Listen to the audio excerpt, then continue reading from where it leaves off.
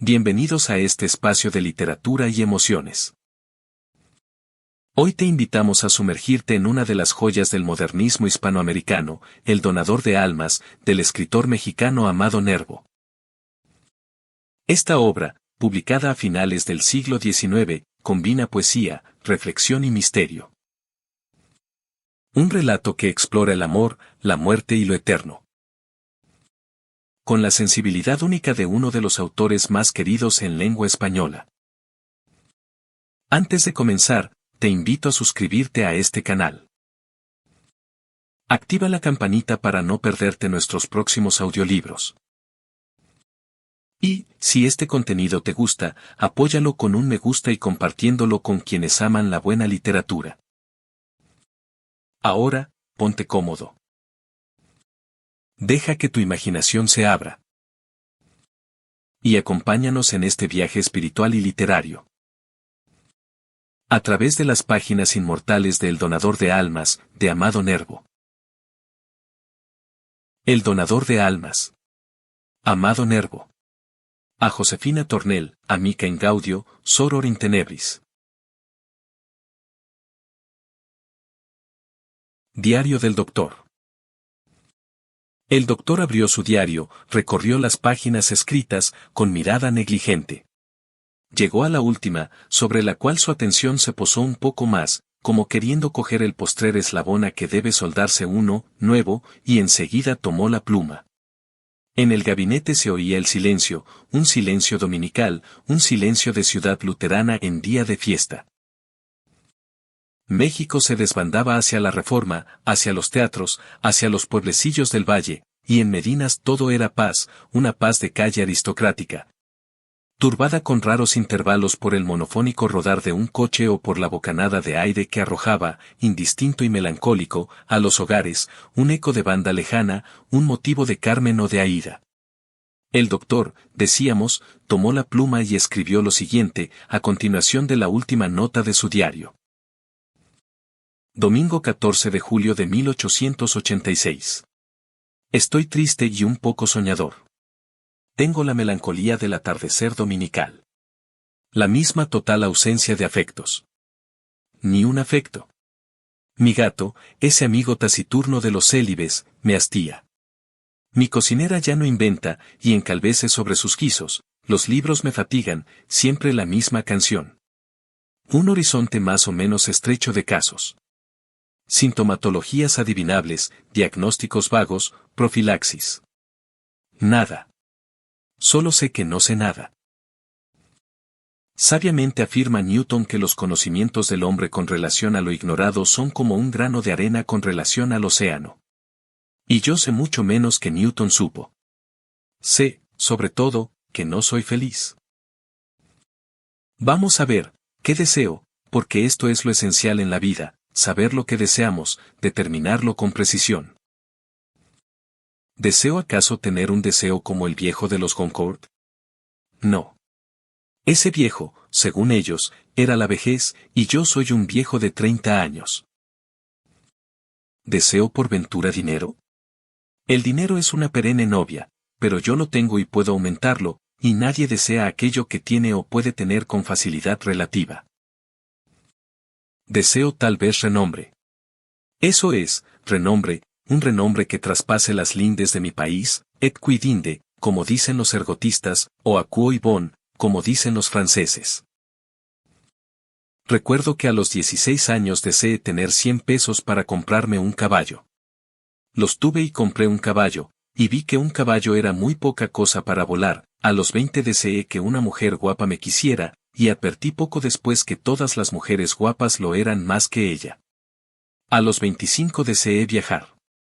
World is wide, repetía con el proverbio sajón, y viajé y me convencí de que el planeta es muy pequeño, y de que si México es un pobre accidente geográfico en el mundo es un pobre accidente cósmico en el espacio.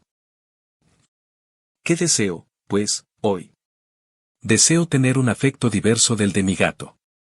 Un alma diversa de la de mi cocinera, un alma que me quiera, un alma en la cual pueda imprimir mi sello, con la cual pueda dividir la enorme pesadumbre de mi yo inquieto. Un alma. Mi reino por un alma.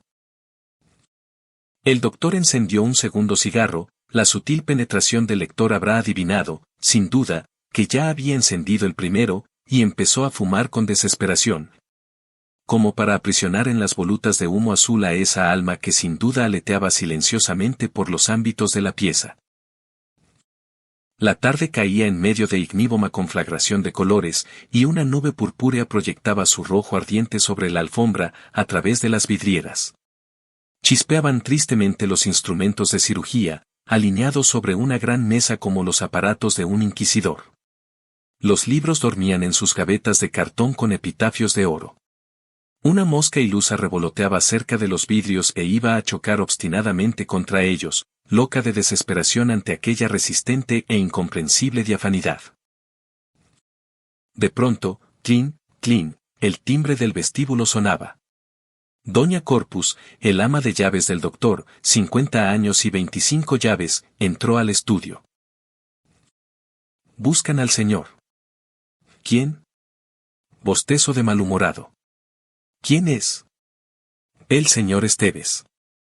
Expresión de alegría. ¿Qué pase? Y el señor Esteves pasó.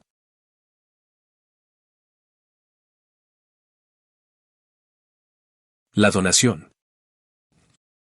Doctor, dijo el señor Esteves, alto él, rubio él, pálido él, con 25 años a cuestas y a guisa de adornos, dos hermosos ojos pardos, dos ojos de niebla de Londres estriados a las veces de sol tropical. Vengo a darte una gran sorpresa.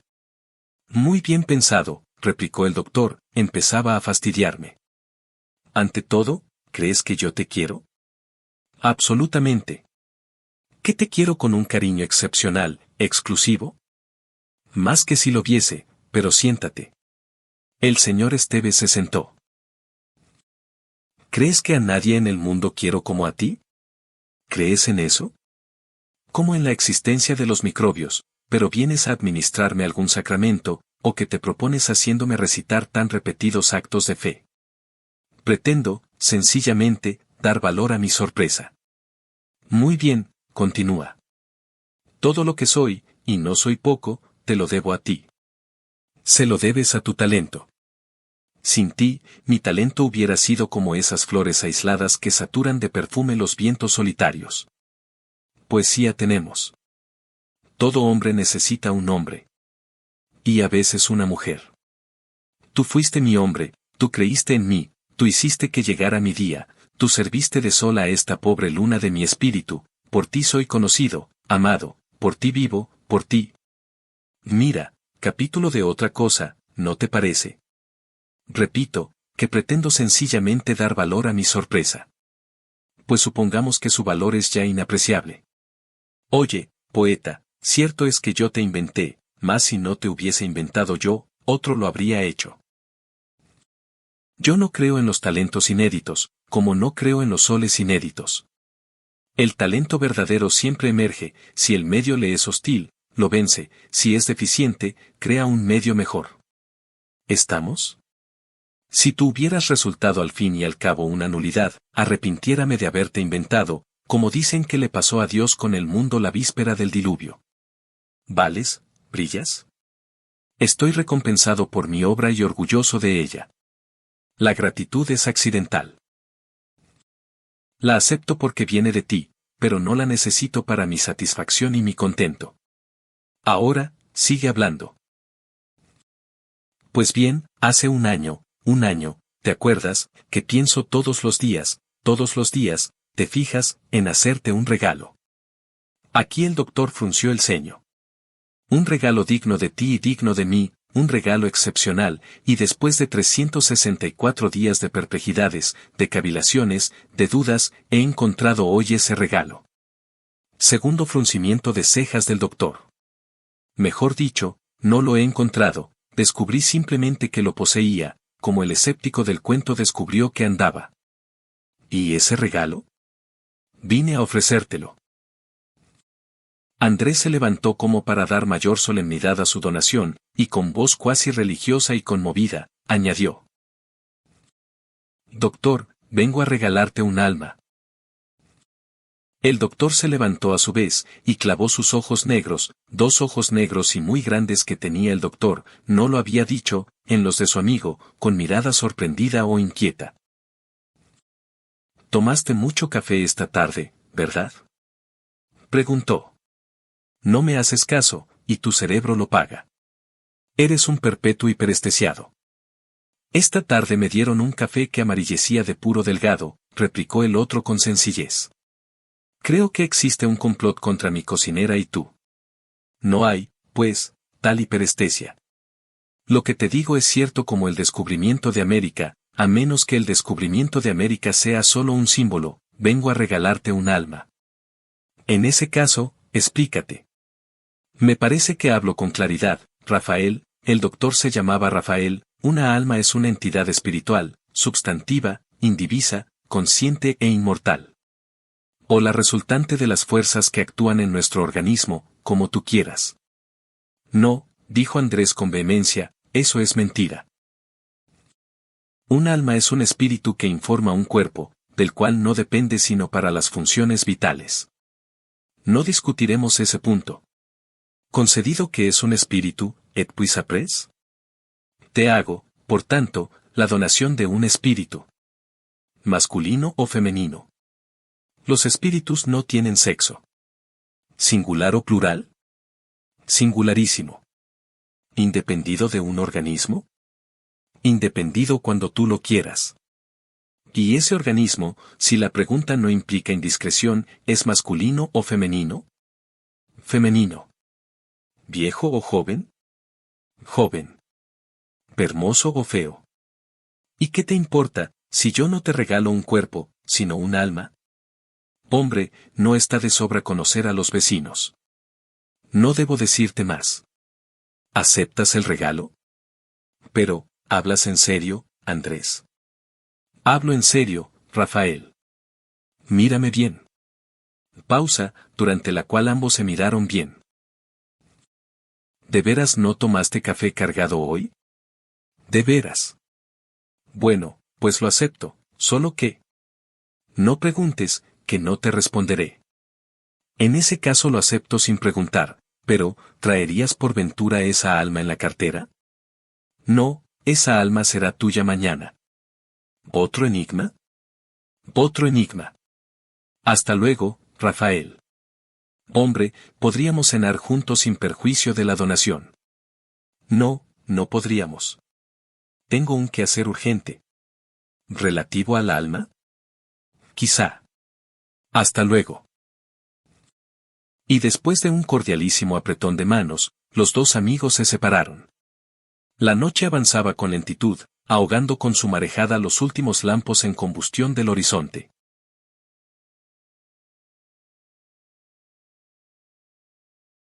Fin del mundo. Diario del Doctor. Lunes, 15 de julio. Esteves ha venido ayer a ofrecerme un alma. Me inspira gran inquietud ese muchacho. Tiene delirios lúcidos de un carácter raro. Hace 4 años que pretende poseer una fuerza psíquica especial para encadenar voluntades. Afirma que dentro de poco tiempo hará un maniquí sin más cogitaciones y voliciones que las que él tenga a bien comunicarle, de todo hombre a quien mire durante 5 minutos. Es asombrosa la persistencia de su mirada. Sus hermosos ojos grises se clavan como 2 alfileres en la médula de nuestro cerebro. Tiene actitudes de hierofante, se torna a las veces sacerdotal.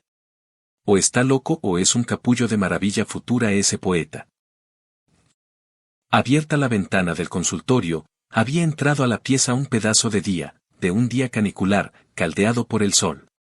Doña Corpus asomó por la puerta del fondo sus gafas y su nariz, una nariz que, como la de Cyrano, estaba en perpetua conversación con sus cejas, 2 cejas grises bajo el calvario de una frente de marfil viejo. «Han traído esta carta para usted», dijo. Y añadió. «¿Qué hacemos ahora de comer?» «Lo que usted quiera, estoy resuelto a todo. Como cada día le veo a usted más desganado». «Precisamente por eso. Lo que usted quiera, inclusive sesos». «No sé por qué odia usted los sesos». «Se me figura que me como el pensamiento de las vacas». «¿Qué cosas dice usted, señor. Bien se conoce que se va volviendo usted masón. Valía más que se acabara el mundo. Doña Corpus estaba empeñada en que se acabara el mundo cuanto antes. Era su ideal, el ideal que iba y venía a través de su vida de quintañona sin objeto. Noche a noche, después del rosario, rezaba 3 Padrenuestros y 3 Avemarías porque llegara cuanto antes el juicio final. Y cuando le decían, muérase usted, y le dará lo mismo, respondía invariablemente, no, sería mejor que muriésemos todos de una vez. Suplicamos al lector que no censure a Doña Corpus, en nombre de la libertad de ideas que constituyen la presea más valiosa de nuestro moderno orden social. El ama de llaves no conculcaba con su ideal ninguno de los artículos de la Constitución del 57, no vulneraba los derechos de tercero, su proyecto de ley, draconiana sin duda, a ser legisladora.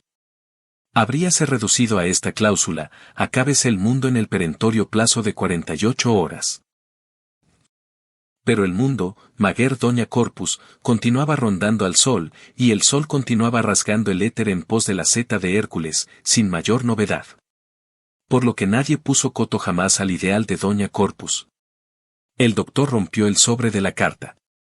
La carta era de mujer, una ardua red de patas de mosca, un poco menos difícil de descifrarse que las primordiales escrituras cuneiformes.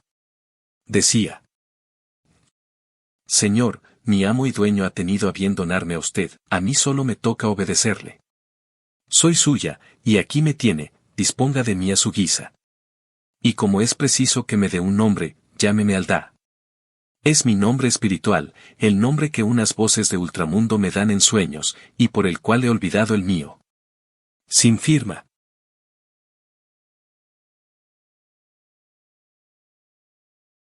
El regalo del elefante. Hay un previo sobrecogimiento cuando nuestro espíritu va a cruzar el dintel de la maravilla.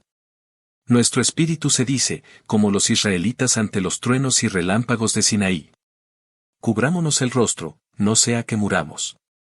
El doctor experimentó este sobrecogimiento previo, porque empezaba a creer en el conjuro. Así son todos los escépticos, capaces de admitir hasta la inmortalidad retrospectiva del cangrejo y la trisección de los ángulos y el mundo subjetivo de Kant. No hay cosa más crédula que un filósofo.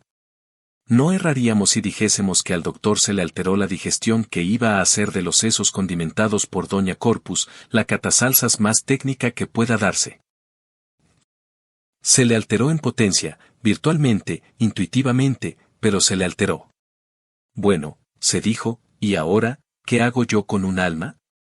El autor de esta historia preguntó en cierta ocasión a una tonta: ¿quieres un sueño? ¿Me permites que te regale un sueño? Y la tonta, la adorable tonta, le respondió con un esprit indigno de ella: amigo, ese es el regalo del elefante. Pues lo propio pensó el doctor. ¿Un alma? Pero un alma es el regalo del elefante. Veamos en qué puedo yo utilizar esta alma, le pediré un afecto, ese afecto exclusivo con que ayer deliraba. Pero si por lo mismo que es mía no puedo exigir de ella más que la sujeción absoluta, y la sujeción absoluta no es el afecto. Las odaliscas del sultán no aman al sultán. Una mujer no ama sino en tanto que es dueña de sí misma, que puede no amar, no entregarse. Su propia donación es un testimonio de su voluntad, influida si se quiere por una atracción poderosa, pero capaz, cuando menos en el orden de las teorías lógicas, de resistirla. A mí se me ha dado un espíritu, le llamaremos así, pero no se me ha dado un afecto. Y el doctor cayó en la más parda de las cavilaciones. Oh. Añadió, porque hablaba solo. Ahora todo el mundo habla solo. Es preciso decirse las cosas en voz alta para que tengan sabor, como afirman algunos autodialogadores y autodialoguistas. Si yo pudiese realizar con Aldá el matrimonio cerebral soñado por Augusto Comte. No hay duda, este es el solo connubio posible en el porvenir, cuando el maravilloso verso de Mallarmé sea el lema universal. Hélas. La chair es triste j y lutos les libres. Ay de mí, la carne es triste y yo he leído todos los libros. Un connubio así constituiría la felicidad suprema. ¿Por qué agoniza el amor en el matrimonio? Porque poseemos al objeto amado. No poseerlo por un acto generoso de nuestra voluntad, alta y purificada, he aquí la voluptuosidad por excelencia. ¿Quién será aquel que haga deliberadamente de la mujer una estrella, que la coloque demasiado lejos de sus deseos, volviéndola así absolutamente adorable? ¿Quién será? Seré yo. Pero, al obrar de tal suerte, no obro forzado por un deber. Yo no poseo más que a Aldá, dado que Aldá exista. Si poseyese a la vecina de Aldá, es decir, a la mujer cuyo espíritu lleva ese extraño nombre, y con abnegada excelsitud la desdeñase para no acordarme más que de otra, de la incorpórea, de la preternatural que me ha sido dada, mi sacrificio sería digno de mí. Ea, ensayaremos. Y el doctor pasó a su alcoba, no con el fin de ensayar, sino con el de vestirse para hacer sus visitas.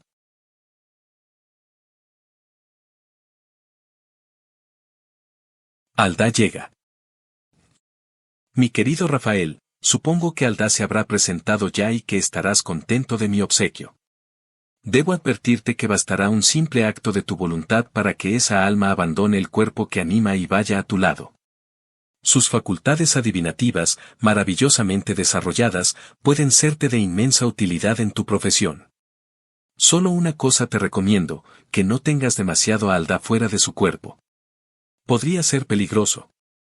En cuanto a que no procurarás ponerte en contacto con ese cuerpo que anima, seguro estoy de ello. Creer lo contrario sería ofenderte. Yo te he regalado un alma, solo un alma y me parece que ya es bastante. Mañana salgo para Italia, y esta será, por tanto, mi despedida. Volveré dentro de 3 o 4 años. Adiós. Sé que no te dejo solo, pues que te quedas con ella. Tuyo, Andrés Esteves. Apenas el doctor hubo leído esta carta cuando, encerrándose a piedra y cal en su consultorio, llamó a Aldá. Un instante después, sintió que Aldá estaba a su lado. El diálogo que siguió fue del todo mental. Aldá saludó al doctor. ¿Cómo has hecho para venir?, dijo éste. He caído en sueño hipnótico. ¿Y qué explicación darás de él a los tuyos cuando despiertes? Vivo sola absolutamente, la mayor parte del día. ¿En dónde? En la celda de mi convento. ¿Pues qué, hay aún conventos en México? Muchos. ¿Y cómo se adueñó de ti Andrés? Andrés posee facultades maravillosas de que no debo hablar. ¿Eres la única alma poseída por él? Posee muchas. ¿Y qué hace de ellas? Las emplea para ciertas investigaciones. ¿De qué orden? De orden físico y metafísico. Algunas, obedeciendo a su voluntad, viajan por los espacios. Sé de cierta hermana mía que debe de estar ahora en uno de los soles de la Vía Láctea. Otra recorre en la actualidad los anillos de Saturno. ¿Y tú has viajado? Mucho, mucho. He recorrido 600 planetas y 2000 soles. ¿Y qué objeto se propone Andrés al imponeros esos viajes? Perfeccionarnos y perfeccionarse, adquiriendo una amplia noción del universo.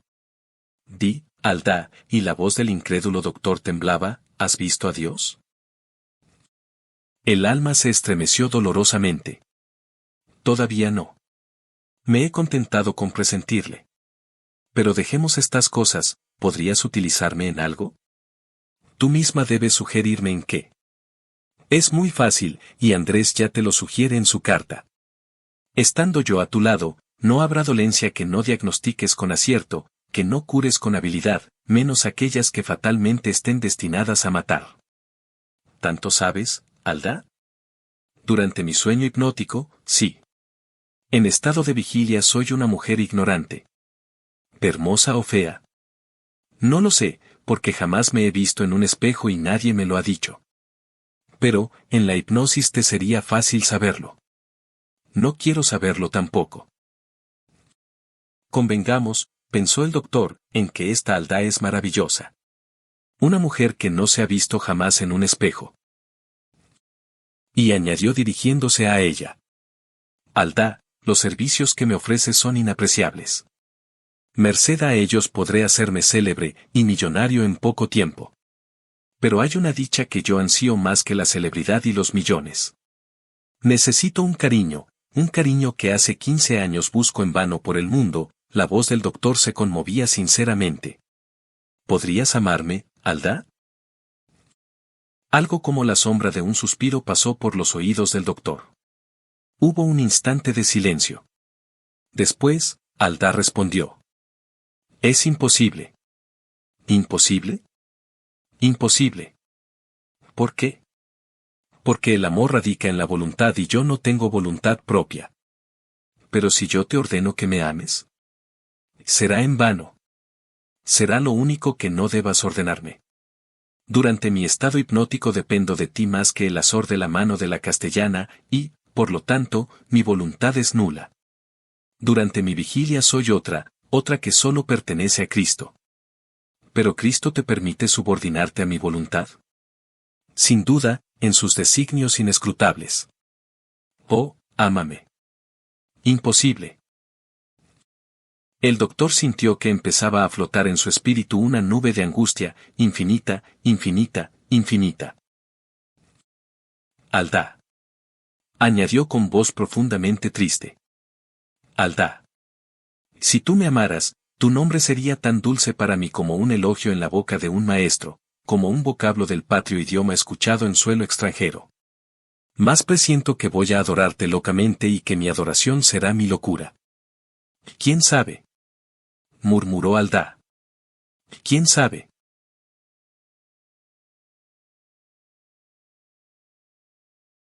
Los periódicos, etc. Recorte de un periódico de gran circulación, del año de 1886, año en el cual no había aún entre nosotros periódicos de gran circulación. No se habla en la ciudad más que de las maravillosas curaciones realizadas por el doctor Rafael Antiga, una de nuestras eminencias médicas.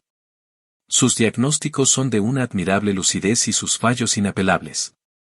El doctor rehúsa encargarse de la curación de aquellos a quienes pronostica la muerte. Mas, no mediando tal pronóstico, el enfermo que pasa por sus manos sana sin excepción. El consultorio del doctor, calle de Medinas, número, vasto como es, apenas alcanza a dar cabida al sinnúmero de enfermos de todas las clases sociales que lo invaden. Hay quien afirma que nuestro galeno echa mano de agentes hipnóticos, hasta hoy desconocidos, para sus curaciones. Sea como fuere, sus pronósticos son inexplicables por su infalibilidad. El doctor Antiga se hará millonario en breve tiempo, recorriendo el mundo para hacer curaciones en casos desesperados. Sabemos que pronto saldrá para Europa. Alda, para los espíritus no hay distancias. ¿Podrías acudir a mí, si te llamase desde París? Si me llamases desde Sirio, acudiría con la misma rapidez. Alda, tú eres mi Dios, tú eres mi todo, ámame. Imposible. Te adoro. Imposible. Padezco mucho. Imposible. Traducción de un entrefilet aparecido en marzo de 1887 en Le Journal, de París. Hace una semana que llegó a la metrópoli, alojándose en el Gran Hotel, el facultativo mexicano M. Rafael Antique, error de caja en el apellido Antiga, el cual se ha hecho notar por sus diagnósticos precisos, infalibles, y por lo acertado de sus procedimientos terapéuticos. El jueves último, en una sesión efectuada en la Salpêtrière, a la cual concurrieron varias eminencias médicas, diagnosticó más de 20 casos raros, que le fueron presentados al efecto, y prescribió tratamientos cuyos resultados han sido pasmosos por su rapidez. El doctor Antiga, es un hombre de 30 años, alto, ligeramente moreno. Lleva la barba a lo príncipe de Gales. Viste con suma elegancia, no obstante ser americano, y no trae los dedos cuajados de sortijas. Antes de diagnosticar un caso se abstrae profundamente, como si dentro de sí mismo consultase a alguien, y por sus hermosos ojos negros pasan infinitas vaguedades. Parece un faquir en éxtasis. Hay quien dice que es un judío poseedor de los secretos de Salomón, por supuesto que no es médico el que esto afirma, cela va sans dire. El entrefilet continúa en tono de blague. Doctor Antigas Wonders. Título de un entrefilete el Times de Londres, en el cual se loa hasta la hipérbole, no reñida con la flema característica de John Bull, al famous Mexican doctor, por sus curaciones truly wonderful. Y basta de prensa. Así los periódicos que ven la luz rojiza del sol boreal de 6 meses, un sol enorme, que parece dar su mamila de fuego a la luna, como los que salen a la luz llameante del trópico, lo mismo los espirituales diarios latinos. Que en 4 páginas dicen cuanto hay que decir y algo más, que los protocolos americanos, que en 16 páginas suelen no decir nada. Se ocuparon durante los años de 1886 a 1890 del facultativo mexicano, honra de este país inédito, en particular, y de la América Latina, tierra clásica de pronunciamientos, en general. En 1890, el lector, si le place, tomará a encontrar al doctor en las circunstancias que enseguida se expresan.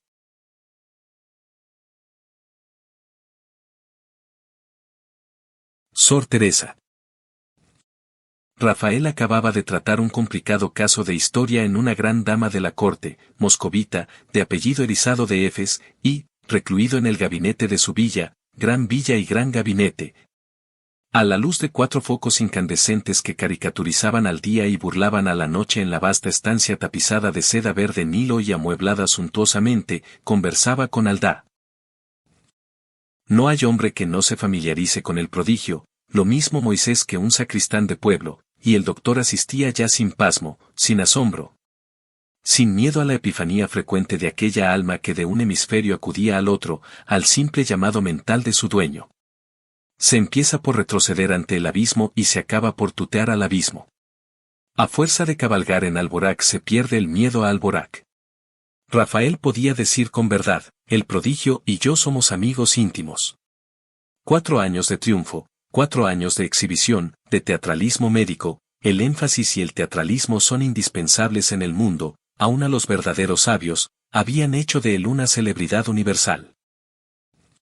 Enloquecido y embriagado por los honores, deslumbrado por el halo de prestigio que coruscaba en su cabeza, seducido por las rojas bocas que dondequiera le sonreían, por las acariciadoras pupilas que encendían toda la pirotecnia de sus miradas para deslumbrarle, por los hombros blancos y las manos blancas, azulantes de sangre patricia, cuán poco pensaba el hermoso galeno en que allá, muy lejos, en la vieja ciudad de los reyes mexicas, en la celda desmantelada de un convento colonial, una mujer joven y, acaso bella, por su causa dormía, luengas horas un sueño misterioso que en el convento se llama éxtasis, y traía intrigados a la comunidad, a la superiora, al capellán, al arzobispo y a media docena de damas distinguidas de México, que habían tomado bajo su protección a las ovejitas de Dios, poniendo entre ellas y las leyes de reforma un misericordioso vallar de silencio y de disimulo. La monja, que en religión se llamaba Sor Teresa y en el siglo no tenía nombre, había aparecido un día en el locutorio de la casa con una recomendación para la priora, suscrita por un padre de moda, y un bulto con humildes prendas de ropa bajo el brazo. ¿De dónde venía? No supo decirlo. Era casi idiota. Difícilmente enhebraba 2 palabras, pero sus inmensos ojos oscuros hablaban por ella con miradas de una dulzura y de una extrañeza infinita. Aquellas miradas no eran de este mundo, venían de una patria lejana. Las religiosas la amaron y procuraron instruirla en las cosas de Dios, pero aprendió poco de esas cosas, estaba ida. Clasificáronla con el brevete monástico de un sor seguido de un nombre, el de la fundadora de la orden, la maravillosa iluminada de Ávila, docta y alta mujer que floreció en un docto y alto siglo. Y dejaron que corriera en paz por el monótono cauce de la regla y de las liturgias aquella vida que no era vida. Mas si Sor Teresa no sabía hablar, si sabía estar en éxtasis. Sus delicios, al principio raros, hiciéronse frecuentes y llegaron a ser comunes desde el día en que Esteves donó al doctor el alma de la joven. Las monjas estaban edificadas. Un viejo fraile que vegetaba en la sacristía de Santo Domingo, amortajado en su hábito de golondrina, fue consultado por la superiora, gran teólogo y experimentado en los secretos de la mística, y aseguró: Tras laboriosa observación y técnico examen, que los éxtasis de aquella religiosa eran de carácter bueno y no diabólico, Dios los permitía para glorificación de su sierva y provecho de la comunidad. Y la comunidad debía holgarse de que Dios fuese glorificado en Sor Teresa, y Sor Teresa glorificada en él y por él. La priora, oída esta definición ex cátedra, murmuró un jesuítico Ade Majorem Dei Gloriam, la comunidad respondió amén. Y la religiosa continuó durmiendo su sueño en el sitial de roble y de baqueta de su celda, pero adelgazando, palideciendo. En tanto que el doctor se coronaba de gloria y que el poeta Andrés Esteves recorría la tierra, seguido del cortejo de espíritus encadenados a su poder, como Orestes con su perenne séquito de Euménides. Pero aquella noche el doctor estaba triste. Hallábase en uno de esos momentos de lucidez en que César se acuerda de que es mortal y en que Salomón, vestido de pompa, murmura, todo es vanidad. Ahora bien, cuando el doctor se acordaba de que todo es vanidad, sentía la nostalgia de los afectos. Se reputaba aislado en medio del infinito.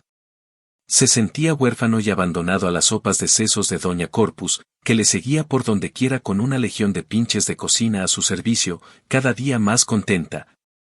Porque cada día se acercaba el fin del mundo y el subsecuente juicio final.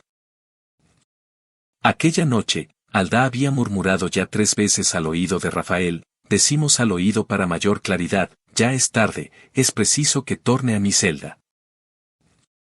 Pero el doctor le había respondido. No, aguarda aún, aguarda. Y Aldá aguardaba. Dime, insinuó el doctor, ¿no hay medio alguno de que me ames? No hay medio alguno. Pero, ten piedad de mí. Me estoy volviendo loco. Es horrible esta sujeción tuya, esta implacable sujeción tuya, sin una gota de amor. Para Rafael, el amor, como los venenos medicinales, solía ser asunto de gotas. No puedo amarte, bien lo sabes. Y, sin embargo, es necesario que me ames, ¿lo oyes? Es necesario. Es necesario e imposible, en este caso. Aldá, y el doctor agitaba sus brazos en el vacío como si quisiera asir a aquel espíritu rebelde al amor y dócil al mandato, que estaba siempre a su lado sin voluntad y sin cariño. Aldá, pactemos esta noche. Yo renunciaré a mis riquezas y a mi fama. Daré las primeras a los pobres y confinaré la segunda en el refugio más distante y más discreto de la tierra. Dejaré mis sueños como se deja un harapo azul que ya no sirve. Haré lo que tú quieras, renunciaré a una ver jamás el cuerpo que te sirve de cárcel, pero tú, en cambio, serás mía, vendrás a mí como la esposa acude al reclamo del esposo, te amaré cuando estés conmigo. En alta contemplación y en impecable ensueño, te buscaré cuando estés lejos, con la angustiosa perplejidad del personaje de Hoffman, que había perdido su sombra. Vendrás a mí cuando tú quieras, y mi alma te dirá siempre, bienvenida. ¿Quieres? Quiérelo por el amor de Dios. Y quiérelo en nombre del destino enigmático que nos ha unido. Quiérelo y seré bueno, seré creyente, seré humilde. Te amo, te amo, te amo. Y transfigurado por la angustia, que es el tabor de los espíritus, el doctor se había arrodillado sobre la gruesa moqueta de la estancia. Aldá suspiró una vez más, y una vez más murmuró. Imposible.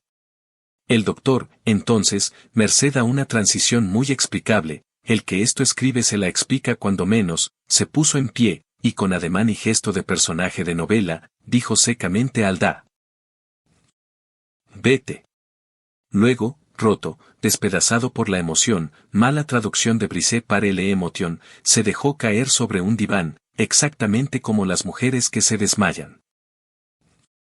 Mas he aquí que 3 minutos después sintió de nuevo la presencia de Aldá, que por primera vez acudía sin ser llamada. ¿A qué vienes? Preguntó Rafael. Sor Teresa ha muerto. ¿Y quién es Sor Teresa? Sor Teresa soy yo. Ha muerto. Recuerda que no debías retenerme mucho tiempo a tu lado y que hace 24 horas que no te abandono. Pero, esto no debe ser. Torna a ese cuerpo y anímalo. No puedo. Mi cuerpo ha sido sepultado. Sepultado. clamó el doctor en el colmo de la estupefacción. Sepultado. Y está desorganizándose ya. Y ahora, gimió Rafael. Y ahora, gimió Aldá.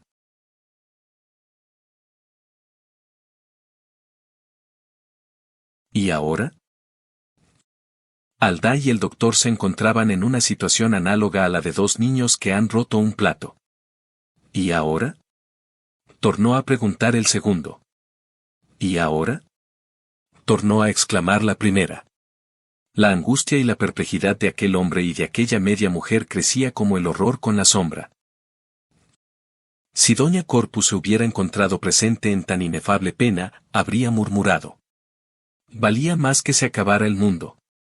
Pero doña Corpus mascullaba padrenuestros en su habitación, pidiéndole a Dios que la conservase en su gracia santificante en medio de las tierras de herejes por donde el doctor la traía al garete como a una pobre barca desarbolada. Es preciso que yo encarne en alguien, dijo por fin Aldá, o que me marche resueltamente a la eternidad. ¿Pero en qué cuerpo voy yo a encarnarte ahora, mujer? En cualquiera, es preciso. ¿Te imaginas que he de permanecer flotando en el vacío hasta que te plazca? Además, mi hora no ha llegado. Dios no me llama todavía. He muerto por un accidente imprevisto. No hay puesto para mí en el infinito. Pero yo no tengo manera de fabricarte un cuerpo, y en cuanto a los fabricados por la naturaleza, todos tienen alma. No lo creas. Busca una mujer hermosa, vana e idólatra de sí misma, y de seguro podré encarnar en ella. Magnífica idea. ¿Mas dónde hallarla? Eso abunda. Vamos, búscala, luego, inmediatamente. Tengo frío, el frío de ultratumba, el frío de un gusano sobre un muerto. Ten piedad de mí. ¿No dices que me amas? Ahora yo también puedo amarte, como nadie te ha amado. Sor Teresa ya no existe. Soy dueña de mi voluntad, y por tanto, de mis cariños. Te adoraré con la adoración que has soñado en tus años de soledad y de vacío moral. Y vamos, en nombre de ese amor de que estaba sediento, dame un cuerpo que animar o habré de ausentarme para siempre. El doctor se rascaba la cabeza ni más ni menos que todos los hombres que se encuentran en trances tan apretados como el suyo. En aquellos momentos, el gran péndulo de la pieza cantó las 2 de la mañana con inflexiones robustas y solemnes. Las 2. Murmuró Rafael. Pero tú comprendes que a esta hora y con el frío que hace, invierno de Rusia, es imposible que encuentre una mujer hermosa, vana e idólatra de sí misma. Todas duermen. Y sin embargo, es preciso que la encuentres. Luego, lo oyes. Siento que se aproxima una gran sombra y que intenta envolverme en sus pliegues. Ten lástima de mí. Ah. Aldá. Rafael. Rafael. Aldá. Es imposible. Es indispensable. El viento se enredaba en los abetos lejanos, sollozando un lid del norte. Dormía todo, envuelto en un silencio blanco. De pronto. Oye, Rafael, sollozó Aldá, no hay tiempo que perder. La gran sombra se aproxima. Solo un recurso me queda, y voy a echar mano de él. ¿Y ese recurso? No te lo diré. Más es preciso que duermas. Que duerma. Que duermas. Es el solo medio de salvarme. Explícate. No debo. Si me amas, duerme. ¿Estás segura de que así te salvo? Plenamente segura. Pero. No repliques, por Dios. Duerme. Duerme. El doctor fue a buscar un pomo de narcótico, puso algunas gotas en un vaso mediado de agua y bebió el contenido. Momentos después se recostaba en el sofá y caía en un profundo letargo. Lo que pasó entonces es breve y obvio de decir. Aldá, con una sutileza del todo espiritual, encarnó en el hemisferio izquierdo del cerebro del doctor, dejando confinado el espíritu de éste en el hemisferio derecho. Y cuando Rafael despertó, ya entrado el día, merced a un caso único desde que el mundo es mundo, tenía 2 almas.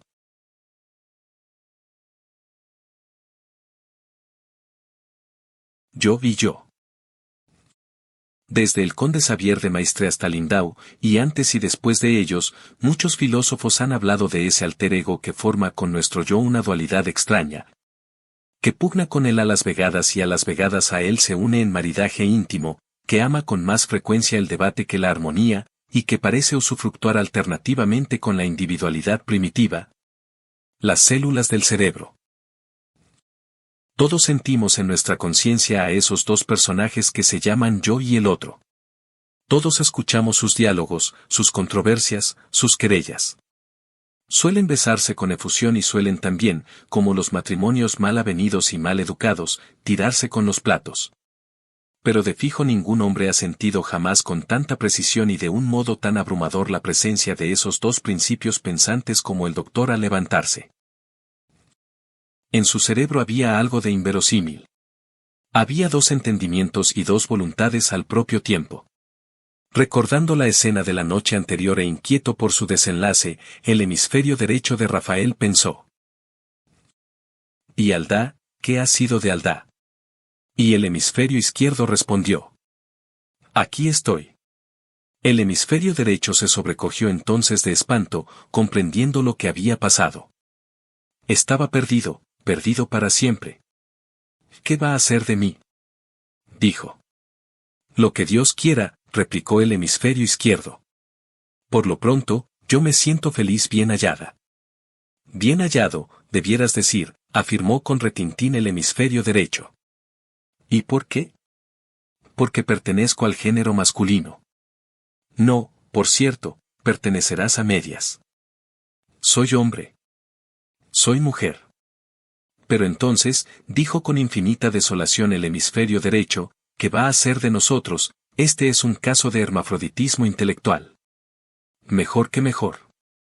Mira, todos los dioses antiguos, y esto lo acabo de saber merced a los conocimientos que nuestro cerebro posee sobre el particular, han comprendido el principio masculino y el femenino. Por su parte, los poetas, que son los seres más semejantes a los dioses, tienen en sí ambos principios. La virilidad y la delicadeza se alternan y se hermanan en su espíritu. ¿Por qué aman las mujeres a los poetas? Porque reconocen en los poetas algo de ellas. ¿De qué te lamentas, pues?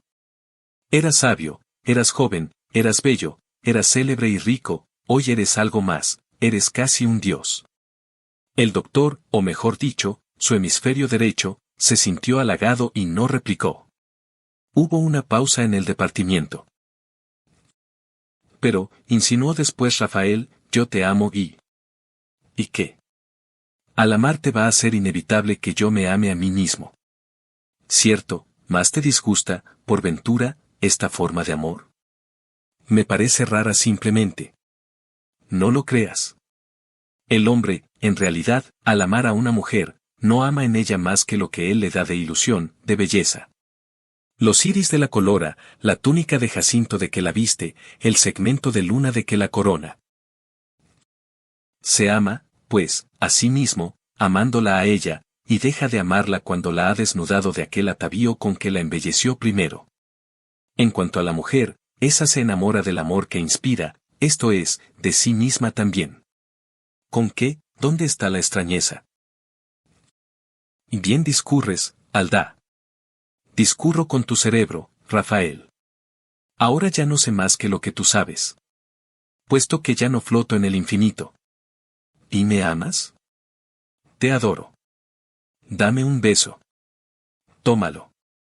Y el doctor se dio un beso mental. ¿Cómo besarse de otra manera? Solo las mujeres saben besarse a sí mismas en los labios, a través del mar tranquilo del espejo.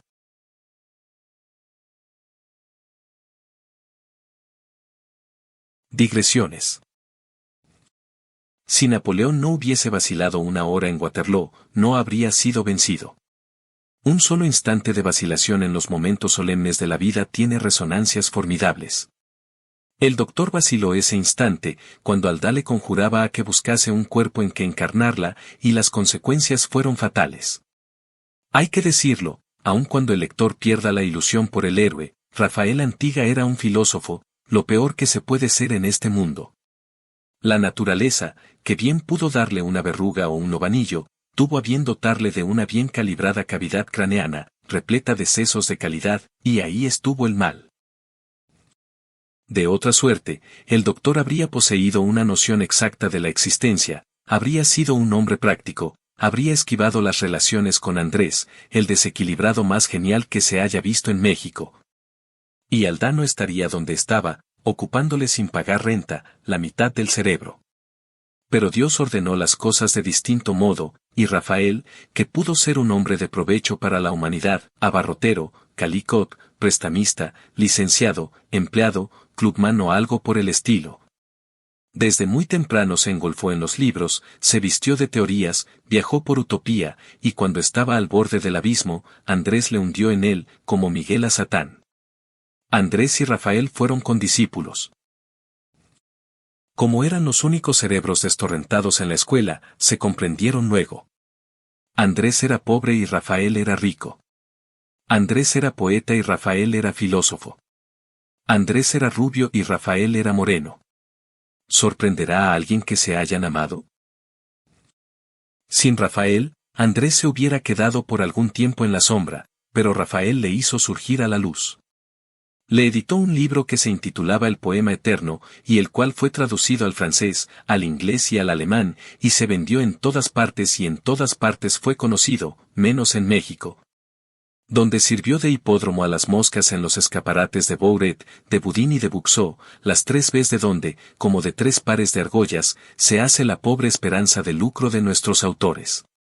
No contento con esto, Rafael editó un segundo libro de Andrés, El Reino Interior, novela simbolista que Beston publicó, according to the Spanish edition, estereotipada y en tomos muy feos.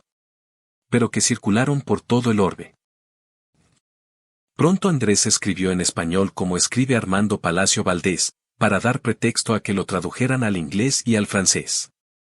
Los yanquis le pagaban a peso de oro, American Gold, sus cuentos, sus novelas, sus artículos, y fue célebre sin que México, que estaba muy ocupado en las obras del desagüe, se diese cuenta de ello.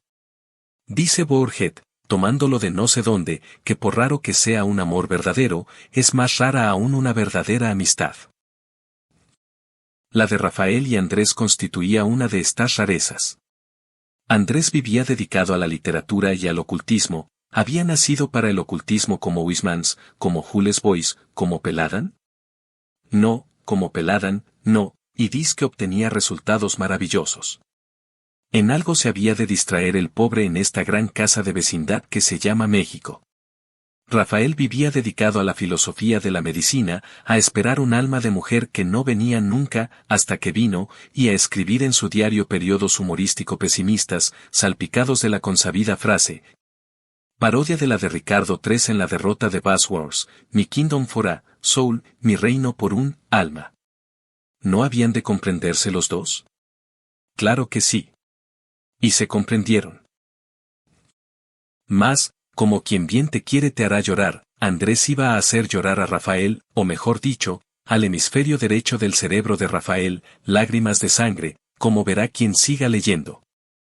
Hay regalos que no se hacen impunemente. No se puede jugar con el rayo, no se puede bromear con el milagro. Aldá era un tremendo obsequio, aquella a quien jamás debe uno encontrar, más tremendo que el fin del mundo, imaginado por Doña Corpus. Y basta de digresión.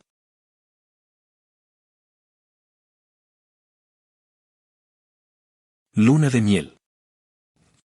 No hay manera de expresar el contentamiento y deleite de los 2 hemisferios del cerebro del doctor. Se amaban. ¿Y de qué suerte?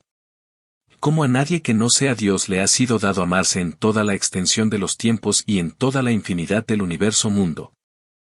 El doctor era, en efecto, como un Dios. Se amaba de amor a sí mismo. Con la placidez nipona con que Boa contempla su abdomen rotundo, así el doctor se contemplaba, a pesar de no ser nipón. Todo el universo estaba dentro de él, estaba en su cerebro. Su cerebro era un huerto cerrado, donde Adán y Eva, Rafael y Aldá se besaban continuamente, perdonando ustedes este antropomorfismo y otros en que ha incurrido y habrá de incurrir el autor. ¿Quién no es dichoso a raíz de matrimoniado? Ah. Los poetas no soñaron jamás una fusión más íntima de dos seres. Ser un mismo cuerpo con dos almas. Tener en sí a la amada, en sí poseerla. Acariciarla, acariciándose. Sonreírla, sonriéndose. Glorificarla, glorificándose. Cierto, algunas veces, tales y cuales miserias fisiológicas ruborizaban al doctor por ministerio de su semicerebro. ¿Qué pensará Alda de mí en estos momentos? Se decía. Más reflexionaba, para su consuelo, que Alda también, en su primer vida mortal, habíase visto sujeta a tales miserias, triste patrimonio de la mezquindad humana que aún ahora tomaba parte en ellas. Y así el rubor se paliaba un poquillo. Naturalmente, donde empezó el amante correspondido acabó el augur profesional. El doctor envió a paseo a las altezas serenísimas de apellidos erizados de Efes, a las Teodorounas, Alejandrounas y demás ounas eslavas, anunció oficialmente que no curaba más. ¿Y cómo hubiera podido curar si se había comido al oráculo? Alda, en su cerebro, ya no poseería, en adelante, más conocimientos que los en ese cerebro almacenados. Y continuó su vida en las cuatro paredes de su estudio, mientras que la primavera traía para su idilio más hermosos escenarios. La primer semana de aquel extraño connubio se pasó en conjugar el verbo amar, y, no solo mentalmente, sino que también con los labios. Para esto, Alda y Rafael se alternaban en el uso de su boca. Te amo. Decía esta movida por la mitad del cerebro que correspondía al doctor. Te adoro. Respondía la misma por orden y virtud del hemisferio izquierdo. Y así, ambos podían escuchar la inflexión acariciadora de sus propias frases. Los primeros días era tal la vehemencia de sus protestas, juramentos y promesas, que solían uno y otro arrebatarse la palabra, es decir, arrebatarse el órgano vocal que la emitía, pero después, por muy breve tiempo. Los diálogos fueron más perfectos, más reposados, ganando en unción lo que perdían en ímpetu. Cuando Alda hablaba, sabía extraer de aquella garganta viril inflexiones musicales en que se revelaba la mujer, y era un encanto oírse entonces, sobre todo. Porque las locuciones de que ella echaba mano eran aquellas de que el doctor hubiese echado mano en su caso, las que él puso en sueños tantas veces en los labios de una mujer adorada. El español surgía fluido y acariciador, con todas las melodías de los diminutivos mexicanos, con toda la expresión de los superlativos, con toda la opulencia de los verbos. Y si resistimos a copiar uno de esos eróticos parlamentos, uno de esos tiernos paliques, es porque siempre hemos creído que los diálogos pasionales no deben escribirse sino con notas en el pentagrama, para que los digan los violines y las violas, las flautas y los oboes divinos, las maderas y los latones, en medio de la sinfónica pompa de los grandes motivos orquestales. Lo demás es un escarnio y una profanación. Hay un proloquio ruso que dice, lo citaremos, ya que el doctor en Rusia vive, llevar un gato en el corazón. ¿No has llevado alguna vez un gato en el corazón, lector pío y discreto? Algo que te araña sin piedad, día y noche, todas las fibras delicadas de la más noble de las entrañas? Pues haz de cuenta que el doctor, las dos personas que había en el doctor, llevaba en su corazón lo contrario de un gato. ¿Un ratón? No. Algo muy hermoso.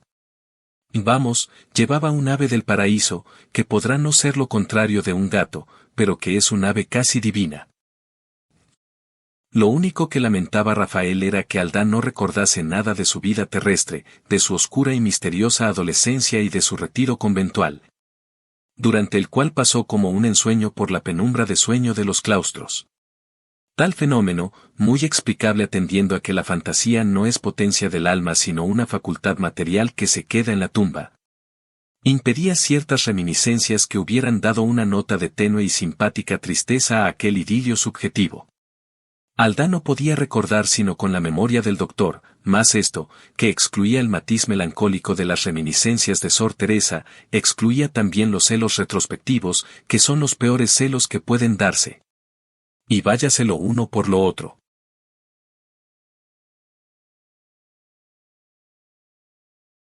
Divagaciones interplanetarias. Pero si no recordaba ni su juventud, ni su adolescencia en la tierra, si podía discurrir acerca de sus frecuentes y largos viajes por el cielo, y oírla hablar de estas cosas era imponderable embeleso e indecible solaz. Refería su viaje a los mundos de nuestro sistema solar. A Marte, donde la atmósfera es sutil y purísima, donde la leve densidad permite a los seres que lo habitan el divino privilegio del vuelo. Donde la vegetación es roja y los mares de un lila prodigioso, donde existen maravillosas obras de canalización para comunicar los océanos y llevar el agua, proveniente del deshielo de los polos. Por todo el haz del planeta, donde la humanidad, más hermosa y perfecta que la nuestra, ha resuelto ya todos los problemas sociales y religiosos que aquí nos preocupan y adora a Dios en espíritu y en verdad.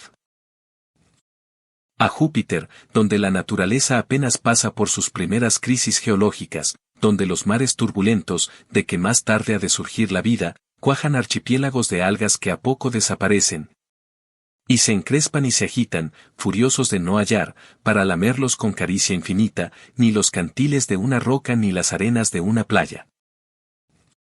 A Venus, donde es todo verde, un verde que abarca inmensa gama de matices, donde el hombre surge apenas, velludo y atleta, y labra el sílex a la sombra de las grandes cavernas hospitalarias.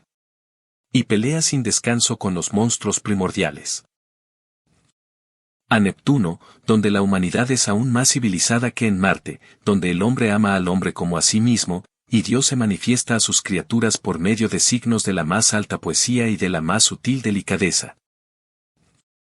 A Saturno, donde el cuerpo, antes mortal, se ha simplificado y refinado hasta poderse contemplar, a través de sus carnes transparentes, el fuego lejano y tembloroso de las estrellas.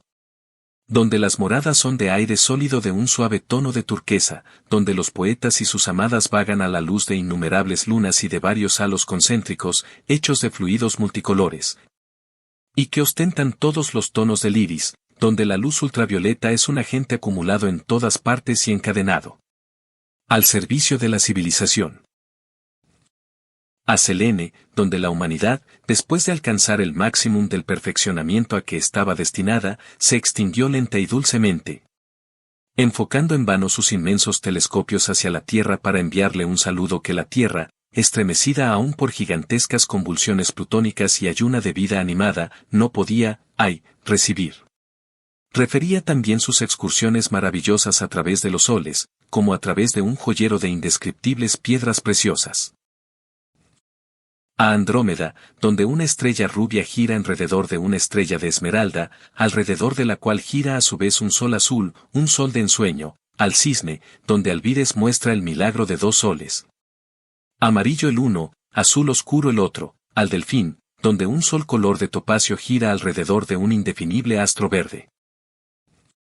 A las estrellas de Hércules, hacia donde va nuestro sistema planetario, en pos de un misterioso destino. A los soles blancos, que son la juventud del cosmos, a los soles amarillos, que son la madurez, a los soles rojos, que son la ancianidad, a las nebulosas, que son la esperanza. Ya verán por lo dicho, aún los menos poetas de nuestros lectores, que los departimientos de Aldá y el Doctor eran de aquellos que absorben, que subyugan, que arrebatan, sin dejar un instante para acordarse de las tristes miserias de la tierra. San Pablo abordó el séptimo cielo y, según afirma, ni el ojo vio ni el oído oyó, ni es capaz la mente de aquilatar lo que en él se contiene para futura recompensa del justo. Aldá, más feliz que San Pablo, había recorrido 600 planetas de 40 sistemas, había bañado su plumaje invisible en las luces cambiantes de Sirio y en los fulgores rojos de Aldebarán. Había empolvado sus alas en el polvo de oro de la Vía Láctea, había enviado un beso a cada una de las constelaciones geométricas que ruedan en el éter, arrancándole vibraciones de una música formidable y augusta. Porque en el universo todo canta. Nada se desplaza sin producir una vibración en ese fluido imponderable que invade el espacio, ni el grano de arena que resbala del montículo levantado por la hormiga, ni el sol que boga por la eterna línea de su órbita parabólica. Los ciclos cantan la gloria de Jehová, dice el salmista.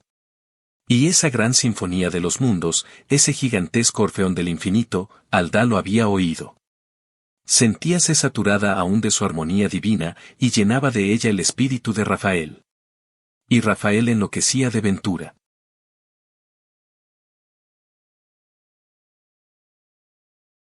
Descensus Averni. Hasta la hora y punto en que el lector ha contemplado, tal vez con ojeriza y con envidia, el maravilloso idilio de Rafael, éste podía decir respecto de Aldá lo que en el libro de la sabiduría, 7:2, se dice. Venerunt autem mi omnia bona pariter cumilla, todos los bienes me vinieron con ella. Riquezas, esto ya era algo. Fama, esto era algo más. Amor, esto ya era mucho.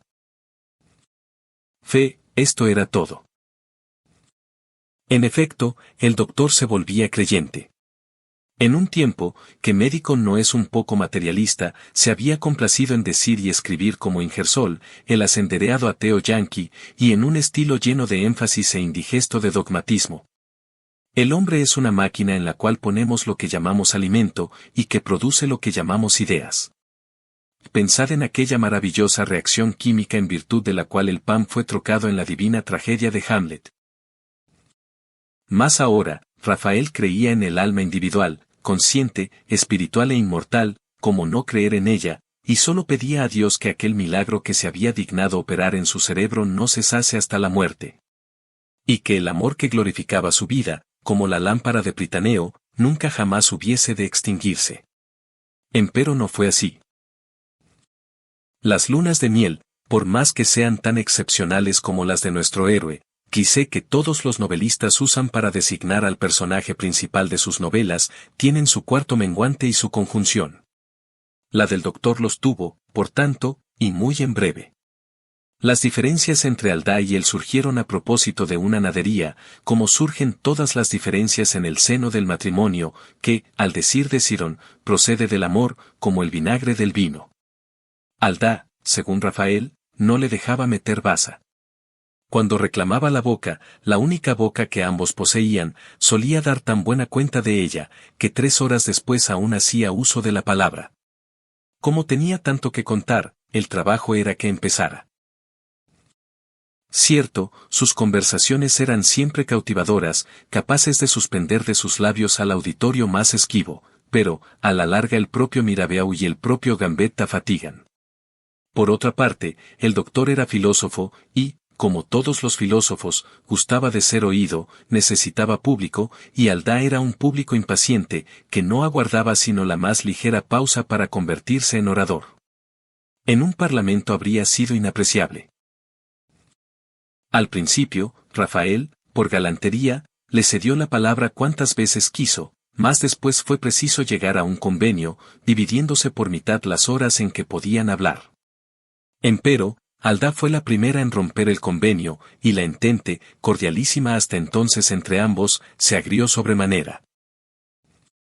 Por otra parte, Aldá era absorbente y caprichosa en todo, mujer al fin. Cuando el hemisferio derecho quería dormir, el hemisferio izquierdo se empeñaba en leer. ¿Y qué lecturas? Novelas fantásticas como las de Hoffman, de Poe y de Villiers, nunca libros científicos. No sé si he dicho que el doctor odiaba el piano. Pues bien, a Aldá se le ocurrió estudiar el piano. Gustaba de envolverse en melodías como todas las almas femeninas verdaderamente superiores.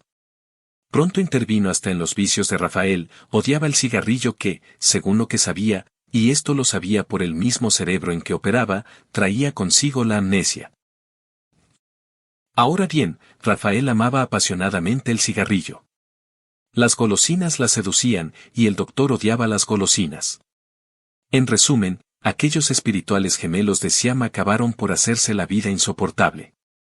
Esto no impedía que, a las veces, recordasen sus primeras horas de amor, y como en el fondo tal amor ardía aún, se besasen con delirio. Mas, tras el beso, venía el mordisco, es decir, el doctor se mordía los labios. Aquello no podía continuar de tal suerte.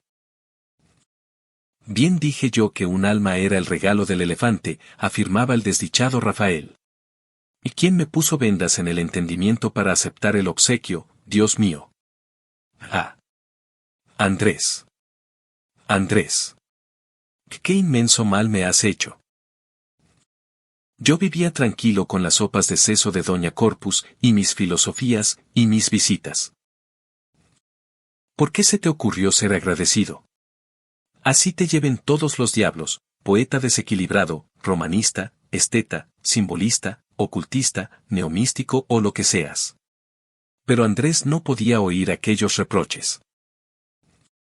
Perdido en Padua, la ciudad más melancólica de Italia, entre viejos libros y almas amigas, el poeta pasaba sus días labrando rimas misteriosas que le inspiraban sus espíritus circunstantes. ¿Acaso ni se acordaba del amigo de la infancia, ni de la donación, origen primero de tantas embriagueces y a la postre de tantas desdichas? ¿Y Doña Corpus? Ah, la apocalíptica Doña Corpus nunca como entonces deseando el juicio final. Pues no se le había vuelto loco de remate ese lurio del doctor. Cuando ni consultaba ya. Pasábase todo el día de Dios encerrado bajo 7 llaves en el consultorio, hablando solo, gesticulando y midiendo la pieza a grandes zancadas. A veces su rostro parecía el de un ángel, según la expresión celeste que en él se advertía, Doña Corpus advertía esta expresión celeste a través del agujero de la llave. Pero, a veces, parecía rostro de demonio pisoteado por San Miguel. Los masones de México tenían la culpa de todo. El doctor acabaría en San Hipólito. Valía más que se acabara el mundo.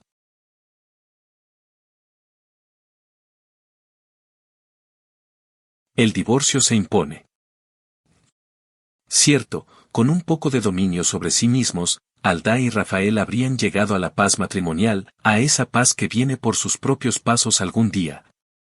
Cuando ambas potencias beligerantes se fatigan de la tragedia y optan por la salvadora monotonía de una unión sin amor, pero también sin crisis, viendo en adelante pasar la vida como la vaca mira pasar el tren.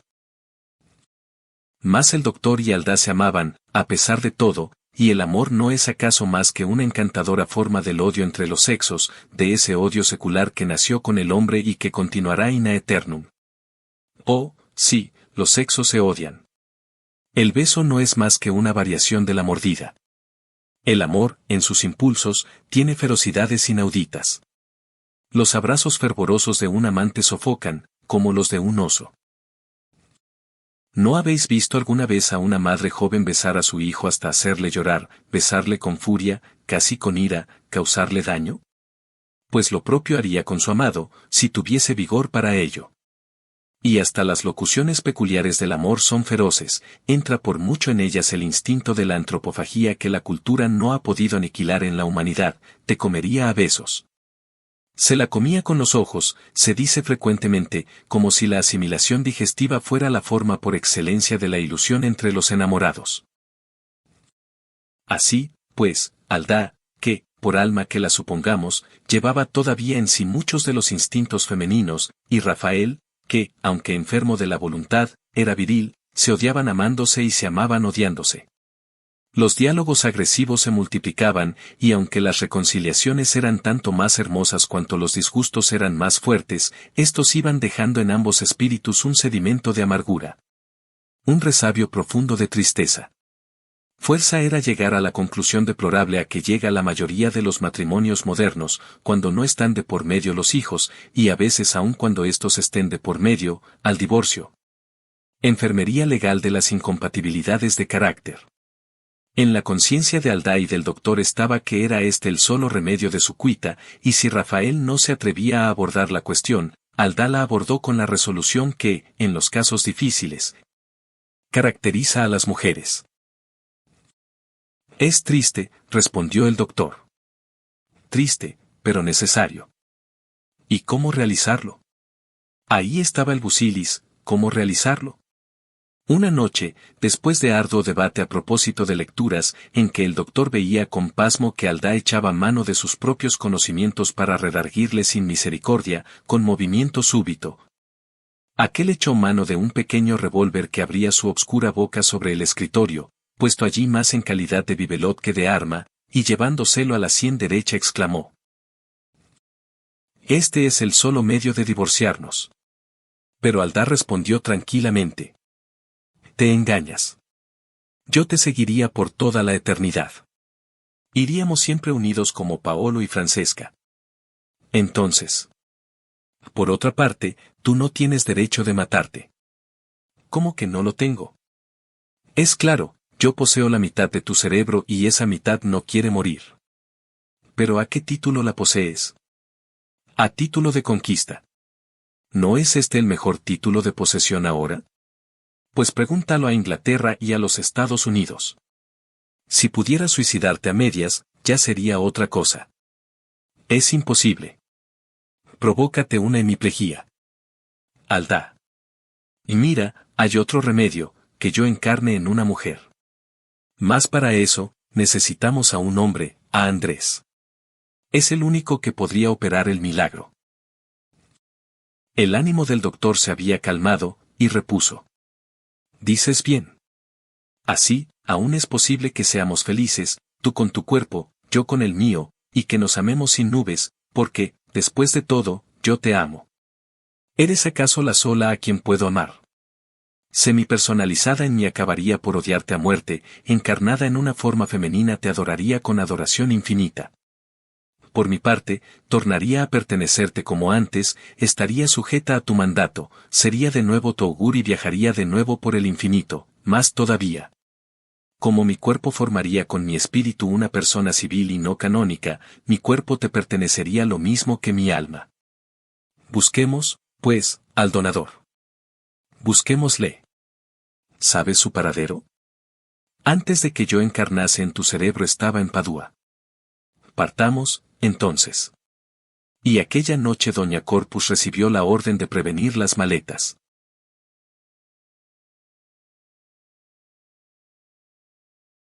El camino. Nunca como a su salida de Rusia pido el doctor comprobar el grado de popularidad a que había llegado en Europa. Todos los periódicos, sin distinción de matices, los mismos que a su llegada lo dijeron Dobropojalovatl, es decir, bienvenido, la expresión más genuina de la hospitalidad eslava. Al saber su partida con afectuosa efusión le desearon un Chiasliwago Pouti, esto es, buen viaje.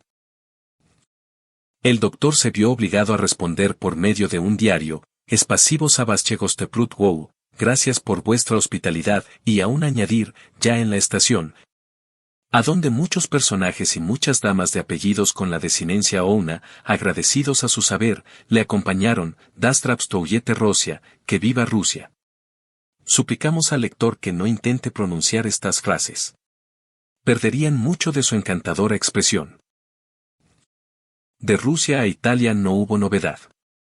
Apenas llegado a Padua, Rafael corrió en busca de Andrés, pero Andrés había salido la antevíspera para Alejandría.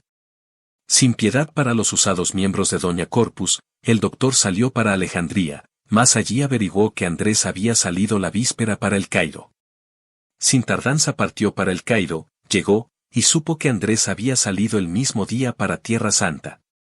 Según se supo después, el poeta iba a buscar en Jerusalén al sumo sacerdote Josefo, descendiente de Melchisedec, para consultar con él algo relativo a Kabbalah. Excusado es decir que el doctor salió para Tierra Santa, esta vez con gran contentamiento de Doña Corpus, que se proponía pedir a Cristo, ante su propio sepulcro, la llegada del juicio final. En Jerusalén, por fin, el poeta y el médico se encontraron. Se encontraron en un convento de franciscanos, edificado en el Huerto de los Olivos, donde el poeta había hallado fraternal hospitalidad. Rafael. Andrés. Andrés era casi el mismo. Poned en su rostro la expresión de fatiga de 4 años más de ensueño y contemplaréis su vera efigies. Después de la primera exclamación, el hemisferio derecho del cerebro del doctor, previo convenio con el izquierdo, dijo: Soy muy desgraciado. Lo sé todo. Le interrumpió Andrés. Lo sabes todo. ¿Y cómo? ¿Te olvidas de que Aldá no es la sola alma que he poseído? Donoso regalo me has hecho. La culpa de todo es tuya, amigo mío. Mía. Es claro. Si no hubieras tenido a Aldá durante 24 horas en tu consultorio. Es cierto, pero he purgado bien esa culpa. Si supieras, si supieras. Te repito que lo sé todo. Bueno, y el doctor empezó a exaltarse, pues si lo sabes todo, Debes saber también que estoy desesperado, que ya no puedo más, que es preciso que me arranques del cerebro este cuerpo extraño, digo, esta alma intrusa. Si no quieres que me mate. Andrés sonrió con sonrisa enigmática. No seas impaciente, dijo. Impaciente. ¿Y te parece poco entonces lo que sufro? ¿Te parece una friolera esta existencia excepcional que llevo? ¿Te parece? Cálmate y escucha, yo en tu lugar no me quejaría de mi suerte. Has realizado el maridaje más perfecto. Posees a tu amada en ti mismo. Ninguno antes que tú ha disfrutado de este privilegio, ninguno disfrutará de él después. Lo excepcional de tu vida constituye la belleza de tu vida. No obstante, ¿quieres que te desligue de Aldá? Es posible que me sea dado hacerlo, mas no lo haré sin que reflexione un poco. Mi deber es en este caso el del juez que procura conciliar a los matrimonios mal avenidos antes de pronunciar un fallo de divorcio. Piénsalo bien, Rafael. El connubio que hay en tu cerebro es inapreciable, te convierte en un dios. ¿Aún así, insistes? Insisto. Bueno, ¿y qué pretendes que haga yo de Aldá? Que la encarnes en una mujer, joven y hermosa.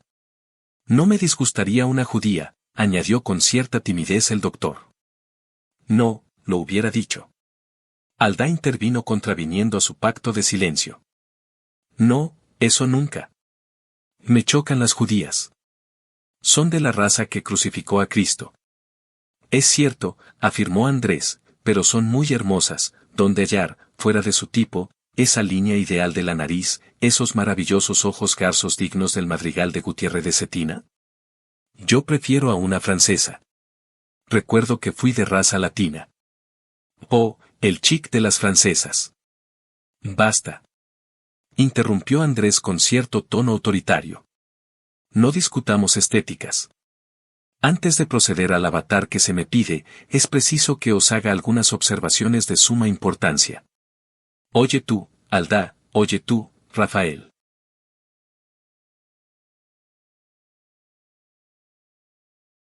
Música celestial. Si ha de creerse a la antigua tradición de los hebreos, o Kabbalah, empezó Andrés, existe una palabra sagrada que da, al mortal que descubre la verdadera pronunciación de ella. La clave de todas las ciencias divinas y humanas. Tal palabra, que los israelitas no pronunciaban jamás y que el gran sacerdote decía una vez al año en medio de los gritos del pueblo profano, es la que se encuentra al fin de todas las iniciaciones. La que irradia en el centro del triángulo flamígero, es, por último, en el texto original aparecen caracteres del alfabeto hebreo, vocablo que, como se ve, consta de 4 letras hebraicas. Este nombre sirve en el Sefer Bereshit o Génesis de Moisés, para designar a la divinidad, y su construcción gramatical es tal, que recuerda los atributos que los hombres se han complacido en dar a Dios. Cada letra del alfabeto hebreo representa un número, ahora bien. IOD igual a I igual a 10. H e igual a E igual a 5. V o igual a V igual a 6. Palabra completa IEVE. IOD, I, representa, pues, 10, o lo que es lo mismo, el principio activo por excelencia. El yo igual a 10. HE, representa el principio pasivo por excelencia. El no yo igual a 5. La VO, V, el término medio, el lazo que une lo activo a lo pasivo. La relación del yo con el no yo igual a 6. El Brahman, siguió Andrés, según expone un sabio orientalista, explica prolijamente las 3 presencias de Dios, al paso que el nombre de Jehová las expresa en una sola palabra. Que encierra los 3 tiempos del verbo ser unidos mediante una combinación sublime, Abba, fue, Oba, siendo, o es, y JE, que cuando está delante de las 3 letras radicales de un verbo indica el futuro en hebreo, será. Me estás hablando en griego, Andrés. Te estoy hablando en hebreo, Rafael. No te entiendo, Andrés, juzgamos que el lector tampoco. Es muy fácil, Rafael, pero, en resumen, para que yo opere el prodigio, es necesario que pronuncie correctamente la sagrada palabra que te he citado. Merced a ella encadené el alma de Sor Teresa, una pobre niña a quien conocí pidiendo limosna en las calles de México, y que, por ministerio mío, obtuvo su entrada al convento, donde me convenía que viviese custodiada. Merced a ella he encadenado más de 10 almas, que son mis compañeras, mis hermanas, mis mentoras. ¿Y esa palabra, Andrés? Preguntó el doctor con angustia. Andrés, ¿y esa palabra? Interrogó Aldá con curiosidad. Esa palabra. He olvidado cómo se pronuncia. No os desesperéis, dijo Andrés cuando vio el efecto de su respuesta en el rostro del doctor. Si yo he olvidado la pronunciación de ese vocablo mágico, el israelita Josefo, descendiente de Melchisedec, que según afirman no los tuvo, la recordará. Si Melchisedec Jr. no las recuerda, me la darán mis almas, las buenas hermanas que van conmigo por donde quiera, y si mis almas no la saben me la dirán mis libros. Y ea, aguarden ustedes una miaja y no desesperen. Tengo que hallar lo que buscamos. Andrés se dirigió al cubo de piedra encalada, donde habitaba el sumo sacerdote. Este, interrogado por el poeta, permaneció mudo por algunos instantes, y como perplejo. Después, queriendo sin duda deslumbrar al visitante con su erudición oriental. Hijo mío, dijo, yo sé todas las ciencias divinas y humanas. He leído y meditado todos los libros santos del Oriente.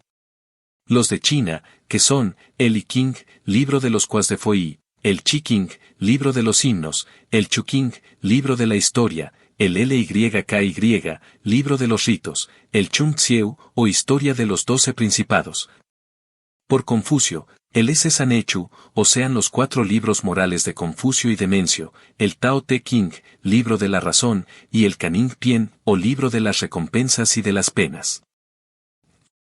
He leído los libros sagrados de Persia, el Zend-Avesta y el Bondage. Los libros sagrados de la India, o sean los Vedas, el Rig-Veda, libro de la ciencia de los himnos, o elogios de los dioses, que se compone de unos 10.000 dísticos, el Yajurveda, libro de la ciencia de las ofrendas, que se compone de 86 capítulos en prosa, sobre el ritual de los sacrificios, el Samaveda, libro de la ciencia de las plegarias líricas, el más sagrado de todos, y que tiene los himnos que se cantan, esto es, los salmos de los indios, la Atharvaveda o el libro de la ciencia del sacerdote, que contiene 700 himnos, los Upanishads, o teología de los Vedas, y las leyes de Manú. Yo he leído el código del maometismo, o el Corán, y he penetrado todos los misterios de la Biblia, como no había de saber pronunciar esa palabra. Deja que me ponga mis vestiduras sacerdotales, que el racional arda con toda la divina ignicencia de sus gemas en mi pecho y te la diré. Pocos minutos después, el poeta oía de los labios del levita, por 3 veces, el vocablo prodigioso. Con él podrás desatar, añadió, esas nupcias atormentadoras de 2 espíritus, de que me hablas, esas nupcias a las que el pálido Astopet, el de las tenebrosas alas, del antiguo Egipto, parece haber presidido. Mas es preciso que antes de formularla busques un cuerpo femenino para Aldá, de otra suerte, la lanzarás sin misericordia a la eternidad. Pero es imposible encontrar un cuerpo de mujer sin alma, padre mío. No lo creas, y de todas suertes, hay algunas que tienen el alma tan dosificada, que no les estorbaría una nueva. Busca, busca y si no encuentras vuelve a mí. ¿Acaso un espíritu tan poderoso como Aldá podría formarse un cuerpo por sí sola, un cuerpo sutil como habrán de ser los glorificados en el último día? Un cuerpo semejante a aquellos que condensaron para hacerse visibles los 3 ángeles que vio Abraham, el ángel que luchó con Jacob, el arcángel Gabriel y el arcángel Rafael, echando mano de los elementos orgánicos que atesora la naturaleza.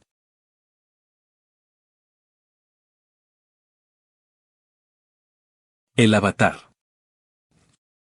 Andrés tornó hacia Aldá y Rafael a referirle su conversación con Josefo, y los 3 pusiéronse a discurrir. He dicho que quiero el cuerpo de una francesa, exclamó Aldá. ¿Pero dónde hallar ese cuerpo?, preguntó Rafael. Sería preciso tornar a París, y la verdad, en estas condiciones de dualidad yo no hago el viaje. La separación se impone. Cuanto antes, mejor. Soy muy desgraciado. El problema es difícil, observó Andrés. Tan difícil. Oh, tan difícil. En aquellos momentos entró en la estancia doña Corpus, que iba en busca del doctor. Andrés la miró un momento, y dándose una palmada en la frente, exclamó: ¡Eureka! ¿Qué es eso de Eureka?, dijo Rafael. Ya tenemos sujeto. ¿Quién? Doña Corpus. Pero eso es absurdo. ¿Y por qué? ¿Te imaginas que un alma como Aldá no sería capaz de letificar, vitalizar y transformar este pobre cuerpo claudicante? No. Prorrumpió Aldá. Eso jamás. ¿Pero tú estás seguro de que mi ama de llaves se transformaría?, preguntó el doctor. Como si tomase el agua de la fuente de Juvencio, ¿por qué no? Eso es mentira, dijo Aldá. Basta, ordenó Andrés dirigiéndose a ella. Tú calla y obedece. Y tú, Rafael, explícale a doña Corpus lo necesario para que entienda. La pobre nos mira con un asombro digno de mejor cara. Es que no estoy de acuerdo. Yo había soñado otra cosa. Ahora no se trata de sueños, se trata simplemente de resolver una situación harto anormal. Encarnaremos a Aldá, después no faltará qué hacer. Vamos, dale una explicación a doña Corpus. Doña Corpus, empezó Rafael, ha de saber usted que, por causas difíciles de analizar, yo tengo dos almas en el cuerpo. ¿Quiere usted que le pase una al costo? Pero usted está loco. O a punto de estarlo, si usted no acepta. No entiendo. ¿Y qué me importa que no entienda usted? Acepte y en paz. Niño, la verdad, yo no creía que se burlara de esta pobre vieja. Valía más que se acabara el mundo. Mire usted, el mundo se acabará cuando le dé la gana, pero a mí ya se me acabó la paciencia. ¿Acepta usted o no? Pero niño de mi corazón, si yo tengo mi alma propia, ¿para qué quiero más? Lo que abunda no daña, murmuró Andrés. ¿Pero está usted segura de que tiene alma, doña Corpus?, cuestionó Rafael. ¿Qué? ¿Cree usted que yo no soy hija de Dios y heredera de su gloria? Pues no la tiene usted. ¿Cómo que no la tengo? Mira, Rafael, interrumpió Andrés, estas discusiones no conducen a nada. Doña Corpus, añadió encarándose con la anciana, el doctor está en grave peligro de condenación eterna si usted no acepta. Si es usted cristiana debe salvarlo. ¿Quiere usted? Le advierto que su condescendencia pudiera traerle hasta la juventud. Ante aquel argumento doña Corpus vaciló. ¿Pero no me pasará nada? Nada, se lo garantizamos a usted. Hagan, pues, de mí lo que gusten. Andrés no aguardó más, tendió hacia ella sus manos cargadas de fluido y la pobre vieja cayó en sueño hipnótico. Entonces, con toda la solemnidad del caso, el poeta pronunció el tremendo vocablo, ordenando mentalmente a Aldá el avatar que deseaba. El doctor exhaló un grito y cayó cuán largo era sobre el pavimento. Doña Corpus respondió a ese grito con un gemido, e instantes después, el primero tornó a una vida normal y poderosa, la segunda se desplomó pesadamente. La prueba había sido demasiado ruda para sus 50 y tantos años. Doña Corpus estaba muerta por exceso de alma, por congestión espiritual. El mundo se había acabado para ella. Habéis visto el espanto y la indecisión de un canario, súbitamente libre de su jaula, que describe en su torpe vuelo espirales inciertas, que choca contra los muros de la casa, que asciende y desciende piando tristemente, que no acierta a huir hacia el rectángulo del cielo azul que encuadra el patio, que se siente ebrio de oxígeno y de sol y bate con fiebre sus alitas ocres, fingiendo un copo de oro que revolotea en la atmósfera? Pues algo semejante hacía la mísera alma desligada de nuevo de la carne y presa, sin embargo, por el fluido imperioso de Andrés. Daba tumbos en el espacio, solicitada por ignota aspiración tendía el vuelo al infinito, y cuando empezaba a cobrar ímpetu, la voluntad del joven mago la retenía fuera del cielo a que ella tendía anhelosa. Como el niño retiene por medio de un hilo el glóbulo inflado de hidrógeno que se eleva rápidamente en el aire. Déjame que parta, decía la mísera a la mente de Andrés, Dios no quiere ya sin duda que continúe mi peregrinación por este mundo. Déjame que parta, repetía a la mente de Rafael, ya ves que no hemos podido ser felices y todo es vano. Presiento la divina hermosura de la luz perenne y quiero ir a perderme en ella para siempre. Mas el doctor, que segregado de Aldá tornaba a amarla, precisamente porque ya no la poseía, porque podía escapársele, porque era otra, distinta de él, unía su voluntad a la del poeta para decirle: quédate. No te vayas. El mundo es triste.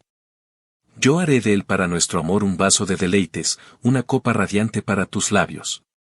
No, no lo harás. No tienes poder para tanto. Aldá, necesito un ideal para mi vida, yo estoy hecho de tal suerte, que no puedo vivir sin un ideal. Mi existencia sin un fin, sin un afecto, bogaría con la dolorosa indecisión de un pájaro ciego, de una nave desgobernada, sin ti no me queda más que mi mal. Andrés intervino de nuevo. Haz de tu mal un fin, dijo filosóficamente. Epicteto afirma que en nuestro poder está aceptar el mal como un bien, o más aún, recibir con indiferencia todos los males. Pero Rafael no estaba entonces para filosofías. Quédate. No te vayas. Repetía melancólicamente, con la maquinal y monótona inflexión de un niño caprichoso que pide un juguete. ¿Cómo decías que me amabas? Es cierto, te amaba, te amo aún acaso. Más que culpa tengo yo de que al revelárseme de nuevo todos los esplendores de lo alto, de tal suerte me deslumbren, y en tal modo me atraigan, y con fuerza tal me soliciten, que la sola idea de tornar a esa enferma vida y a esos incoloros afectos de la tierra me llene de angustia? Ah, tú no sabes, tú no puedes comprender la delicia de abejear por el espacio sin límites, de ser una perenne libélula de esos grandes corimbos de flores pálidas que se llaman constelaciones.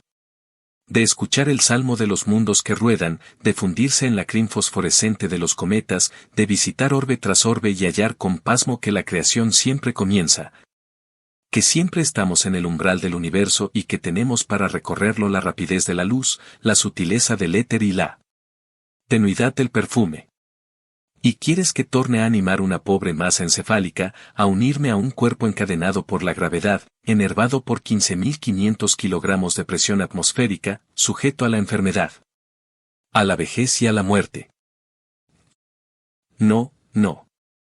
Déjame partir, errar perpetuamente.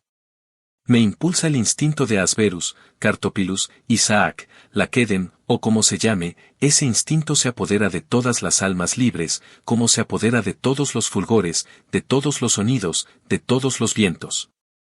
Dios le pone en ellas para que le busquen.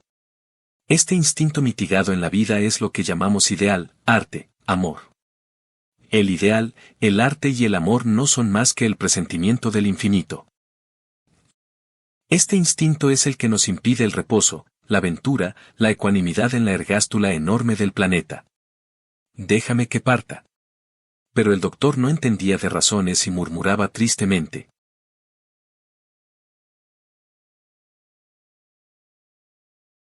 Aldá quiere irse.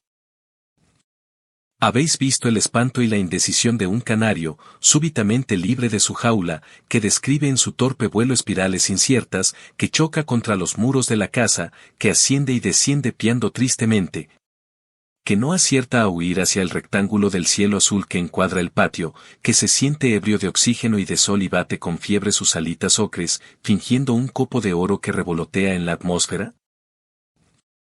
Pues algo semejante hacía la mísera alma desligada de nuevo de la carne y presa, sin embargo, por el fluido imperioso de Andrés.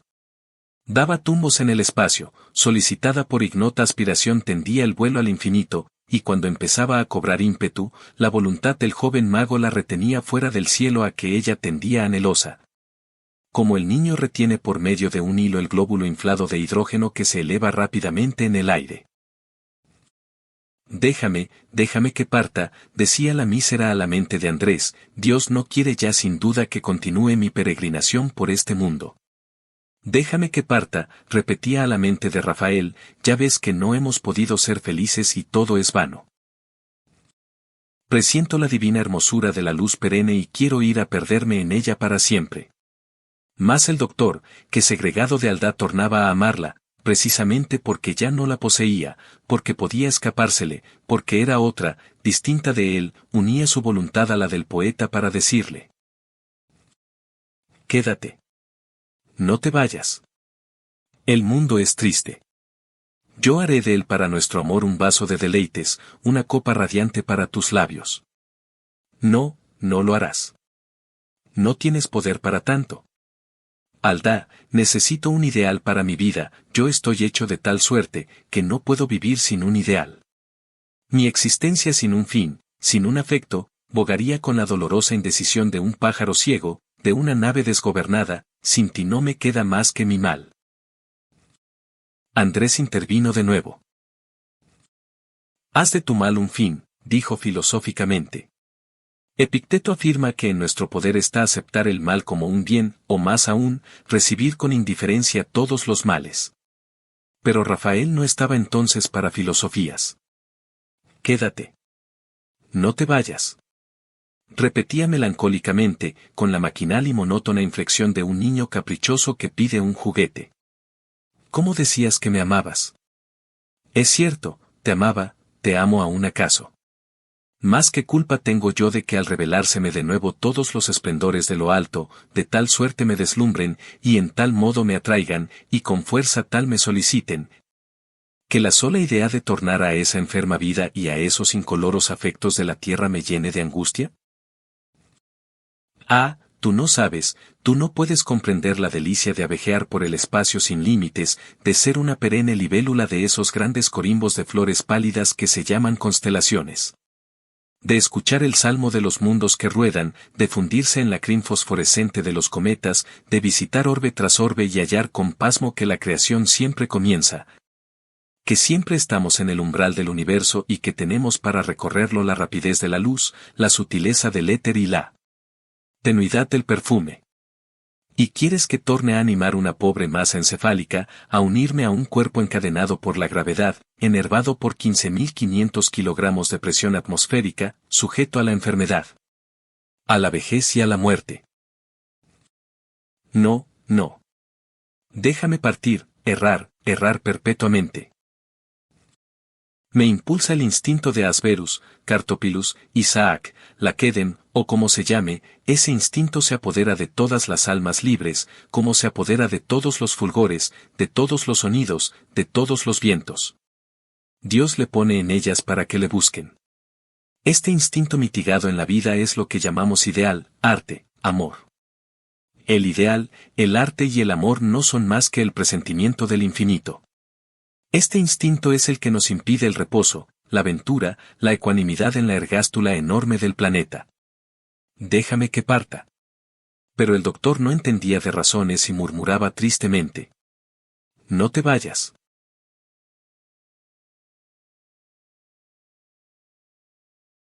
Adiós.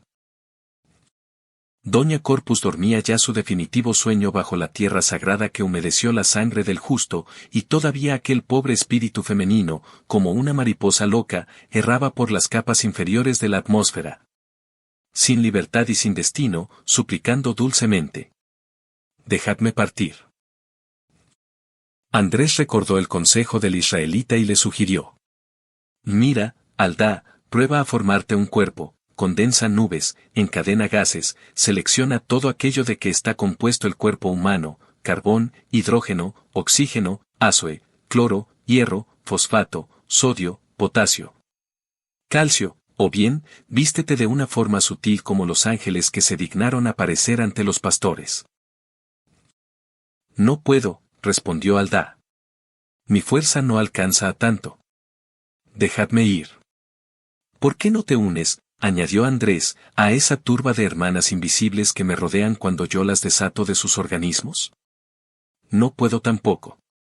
Ellas aún tienen un cuerpo, una cárcel, yo no tengo nada, nada más que el vivo deseo de fundirme en la eterna luz. No, eso no, no te irás. Insistió Rafael angustiado. Yo te amo, continúa a mi lado. Yo te rendiré secreto y perenne culto. Tú serás mi ángel custodio, mi alma bien amada. Quédate, quédate. Ahora te quiero más que nunca. Te he dicho, ay, que no debo, y ahora te diré que ya es tarde, Rafael, demasiado tarde. Eres como todos los hombres, cuando poseen en sí a la ilusión, hija del cielo, la amargan con sus mezquindades y con sus egoísmos, la empequeñecen y la alejan, y cuando miran perderse a distancia sus alas de luz, la llaman y sollozan por ella. Insensato. ¿Qué importaba sacrificar un poco de tu orgullo ante la inefable dicha de tenerme contigo, ante la fusión mirífica de tu espíritu y el mío? Loco. Habías realizado el connubio sublime por excelencia y tú mismo has roto el conjuro. Tu idilio hubiera sido superior al de aquel libro revelado a Gautier. Espírita estaba en tu propio cerebro y la desdeñaste, y ahora se va, será preciso que el donador consienta en que se vaya. El foco indeficiente de donde emana toda la vida la atrae, el infinito la aguarda. Ante los deliquios de amor que el más allá le ofrece, ¿qué valen tus cariños, pobre iluso? Dejadme que parta. Andrés, a quien aquel diálogo mental por el tan bien entendido conmovía en extremo, dijo a Rafael. Tiene razón. Me repugna ejercer violencia sobre este pobre espíritu. Consiente en libertarlo. Pero ¿no ves que voy a quedarme solo, absolutamente solo, si se marcha? Ah, no, interrumpió Aldá, yo descenderé de vez en cuando a tu morada. Vendré por las mañanas, con las buenas auras olorosas, y por las tardes, con los oros postreros del ocaso. Me oirás en la brisa que pasa, me aspirarás en el perfume que flota, me contemplarás en los lampos del alba, me sentirás en el júbilo de tu espíritu consolado. Yo brillaré en la lágrima de gratitud del pobre a quien socorras, en la sonrisa del enfermo a quien alivies, en la mirada del desventurado a quien alientes. Yo estaré presa en las redes armoniosas del verso que te conmueva, cantaré en el arrullo de las orquestas, temblaré en la garganta de los pájaros, lloraré en las vibraciones solemnes de la campana que reza el ángelus.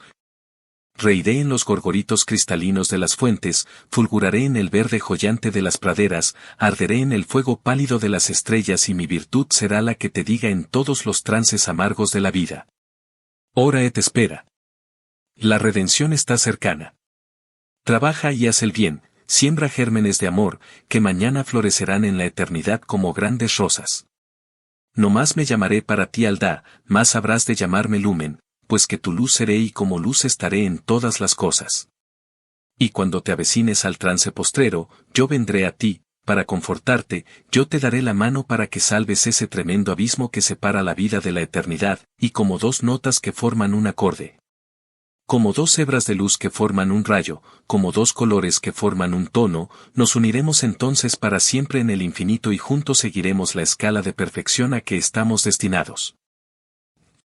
La luz se alejaba suavemente, las brisas llegaban saturadas del olor capitoso de las gomas de Judea, y del perfume acre de las flores primiciales. Consciente, Rafael, suplicó Andrés. Rafael callaba, cautivado a su pesar por aquel patetismo insensato. Ennoblece tu amor con el martirio, añadió Andrés. La vida es breve. La muerte habrá de redimirte de tu soledad y de tu angustia. Consciente, Rafael, repitió. Rafael hizo acopio de toda su energía y murmuró con voz ahogada. Sea, pues. Luego estalló en sollozos. Aldá, pronunció entonces Andrés, Aldá, yo te desligo, y te liberto, vuela, aléjate hacia esa luz indeficiente que te aguarda, y ruega por nosotros los que quedamos en este valle de lágrimas, y no lacrimar un valle. Aldá suspiró. Gracias. Sintió el doctor entre sus labios como la sombra de frescura, tenue y casta, de un beso de adiós, el fantasma de un beso. Y el alma liberta, el noble espíritu manumiso, partió después como un ensueño que se aleja. Andrés y Rafael quedaron inmóviles en la estancia. Rafael sollozaba, meditaba Andrés.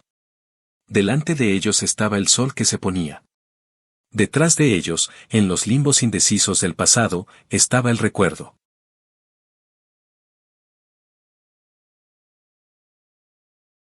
Poesía tenemos.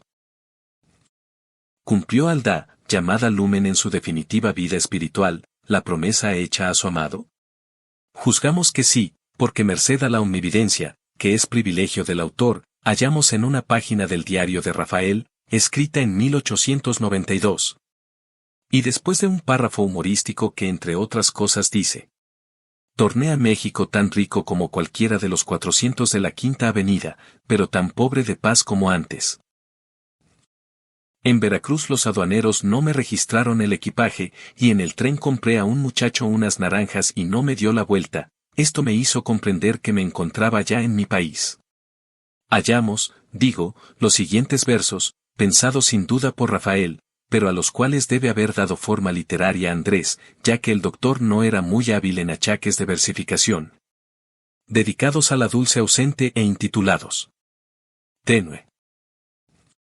Un eco muy lejano, un eco muy discreto, un eco muy suave, el fantasma de un eco. Un suspiro muy triste, un suspiro muy íntimo, un suspiro muy blando, la sombra de un suspiro. Un perfume muy vago, un perfume muy dulce, un perfume muy leve, el alma de un perfume. Son los signos extraños que anuncian la presencia inefable del lumen. Ay de mí si no advierto el eco tan lejano, el suspiro tan íntimo, el perfume tan vago. Lumen vuelve a ser hebra de luna, diluyéndose toda en su rayo. Este es el cuento del donador de almas, que he tenido el placer y la melancolía de contaros. Guardadlo en vuestro corazón, y plegue al cielo que cuando la quimera llegue hasta vosotros, la acariciéis con humilde espíritu y en alta contemplación, a fin de que no se aleje y hayáis de amarla cuando parta. Deo gratias felicito. Amén.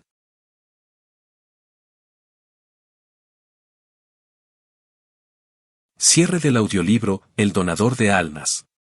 Gracias por llegar hasta el final de esta travesía. Amado Nervo nos recordó que el amor y el misterio caminan juntos. Que la fe y la razón pueden mirarse a los ojos sin miedo. Y que a veces el alma aprende más cuando se despide que cuando se queda.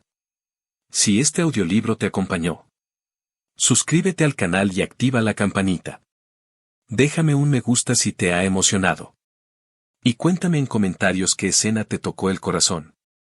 ¿Seguimos con Nervo? ¿Puedo grabar La amada inmóvil o Plenitud? Escribe cuál quieres escuchar primero. Gracias por escuchar. Que Lumen te encuentre en cada libro. Y que nunca te falte una historia para alumbrar la noche. Hasta el próximo audiolibro.